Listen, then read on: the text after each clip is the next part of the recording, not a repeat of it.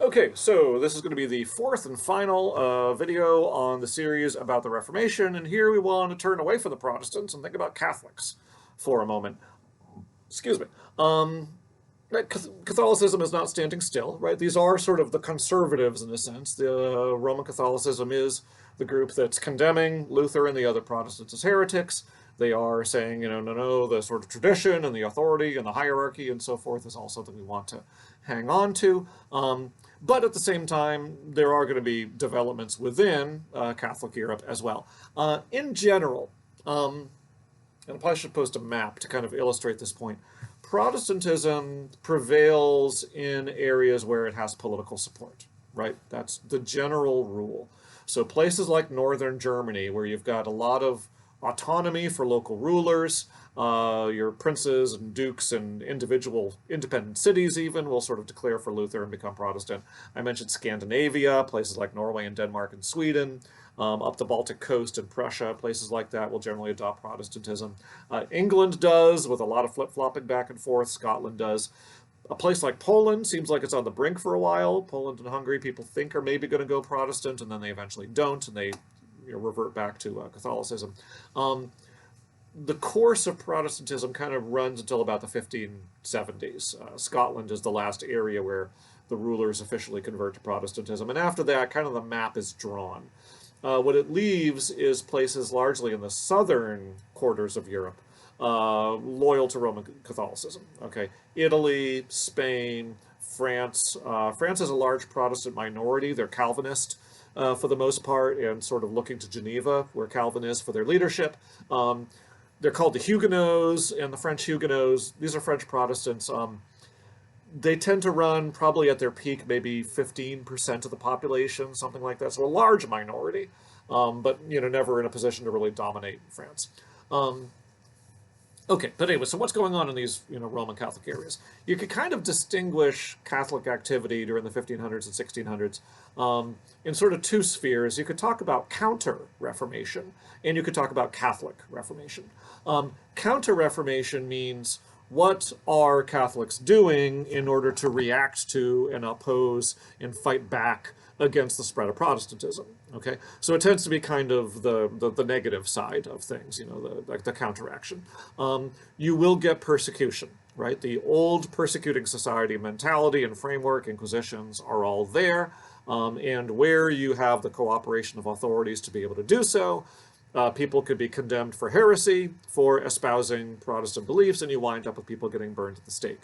You do have Spanish and Italian Protestants. There are some number of them, but they're not numerous enough to be very powerful, and they generally get persecuted, and some of them get executed, and those that don't flee to more friendly areas. They go to England, they go to the north of Germany, they go to the Netherlands or Scandinavia, and they settle among people who will protect them, right? So, persecution is one thing. The whole, Inquisition, burning at the stake thing tends to happen. Another thing, though, is, okay, if you've got Protestants being protected and supported and patronized by secular rulers, you're going to see religious wars. And you have religious warfare between Protestants and Catholics pretty, as early as like the 1530s. We talked about the Peasants' Revolt for one, but even by the 1540s, you're getting, starting in Germany, and then after that in France, you're going to get German nobles, German cities, and French nobles who have adopted Protestantism taking up arms against Catholic rulers, and Catholic rulers trying to conquer them and suppress them and stamp out Protestantism in those areas. So through the second half of the 1500s and into the 1600s, you're going to get a series of religious wars. There is one thing about these wars that ought to be borne in mind, which is, although they tend to sort of divide out as Protestant versus Catholic, they don't always entirely do so, and it's never just about religion, right? It would be not entirely accurate to say it's not really about religion at all. Religion is definitely playing a role in all of it, but if you look at, say, the wars of religion in France, the 1550s through the early 1620s or so, there's about 4 or 5 different sort of waves of wars between Huguenots and Catholics in France. The Huguenots generally are most widespread in a kind of an arc across the south of France. If you sort of in the east start at Geneva and then sort of have a big arc across like down through Provence and Aquitaine and Languedoc and then up around to like where La Rochelle is, that's sort of the Huguenot zone. And that's an area that had a long tradition of independence from the monarchy of Paris, long tradition of revolting against them, of having their own religious institutions and traditions. So in a sense, the religious wars of the 16th and early 17th century, in a sense, it's kind of a new thing, Protestant versus Catholic, but in another way, it's really just another chapter in a long history of that region trying to sort of fight for its independence, and the kings of France trying to repress that independence and sort of weave it back into sort of bring it under central control of the monarchy, whose real base of power is in the north. So it is a war of religion, but it's also there's also all these political factors. And the same thing is true in Germany. You kind of have to reverse the north-south. It's the princes of northern Germany who are the rebellious ones. The Habsburg dynasty really has its base of power in the south of Germany and Austria and places like that. They're closely allied to the popes. The Habsburgs are the Holy Roman Emperors, the Holy Roman Empire being the blanket term across Germany. The title of being Holy Roman Emperor doesn't really give you that much direct power over the German princes. The Habsburgs would like to change that. They're trying to bring the German princes to heel. They're trying to make their power in Germany more effective. So in a way, also like in France, the German Protestant versus Catholic thing is also a North versus South thing. It's an independent nobles against a centralizing monarchy thing. There's a lot of politics in it. The ultimate example of this is when the religious wars start crossing over. In 1618, a little bit after the map of the Reformation has kind of taken shape, you get the outbreak of a series of wars, largely in the Holy Roman Empire, that we call the 30 Years' War. There's really about 4 different phases to it, so kind of different wars, but each one kind of rolls into the next one. It's going to run from 1618 to 1648 in this series of conflicts. Starts off in Bohemia, where the Bohemian nobility have adopted Protestantism and don't want a Catholic Habsburg monarch over them. The Habsburgs march in and crush that. But then the Habsburgs, you sort of have German princes of the north declaring their alliance and support for the Bohemian nobles. So the Habsburgs take the occasion to declare war on them and march north and try to make good on, we're going to really make Germany, under our thumb now. That panics the Danes, who are Protestant, so they come down marching to the defense of their Protestant brothers. They lose. The Swedes then get involved. The Swedes are much more effective. This grinds on for years and years. And then what really gets sort of ironic in this, it kind of looked like Protestant versus Catholic through all this, but the Habsburgs are gradually starting to win, especially after the Swedish king Gustavus Adolphus gets killed. And you wind up with France, whose government is being run by a cardinal of the Roman Catholic Church, Cardinal Richelieu, enters the war on the Protestant side. Right? Now, Cardinal Richelieu of the French monarchy had been fighting wars in France to crush Protestantism there. But when they look over at Germany, they're more worried about the Catholic Habsburgs getting too powerful than they're worried about the Protestant princes having their independence. They would rather have those Protestant princes independent than the Habsburgs become more powerful than they already are. So the war winds up as, kind of sort of about religion, but it's really about the sort of dynastic politics and Habsburgs versus Bourbons, and France versus Austria. So religious war, kinda, but is it, would there not have been a war without the religious piece? No, there probably would have been wars over this stuff anyway, really. So that's kind of the way the religious warfare works in. But the religious dimension does kind of color it. It does, provide some of the motivations and sort of shape some of the decisions about who's going to fight whom. But you can't boil it down to being just about religion. There's other things going on as well.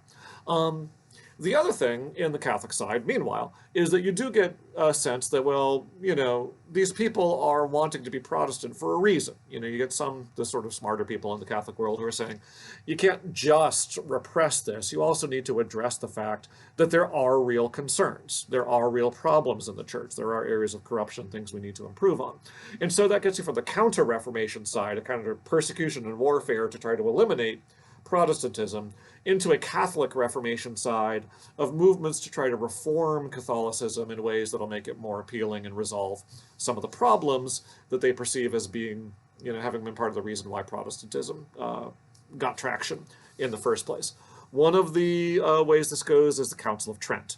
Trent is a city far in the north of Italy, kind of in the Alps, where you can, nice central point between Italy and France and Germany.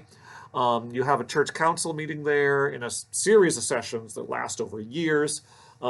Trent does do a counter-Reformation thing where it affirms that Protestantism is a heresy. The Protestants have been hoping they would kind of get invited to make their case and, get Catholics to agree they're not heretics, but that gets rejected and they wind up being condemned anyway. But from there, Catholicism calls for a lot of sort of reform of church corruption. They call for better education of the clergy. They call for creating a system of seminaries. A number of moves like that, administrative changes that are intended to kind of address corruption, increase standards, have a better educated and more moral clergy to sort of address some of the obvious abuses that have been going on. So the Council of Trent is one thing. You'll also get new religious orders. Probably the most significant of them are the Jesuits, or Society of Jesus.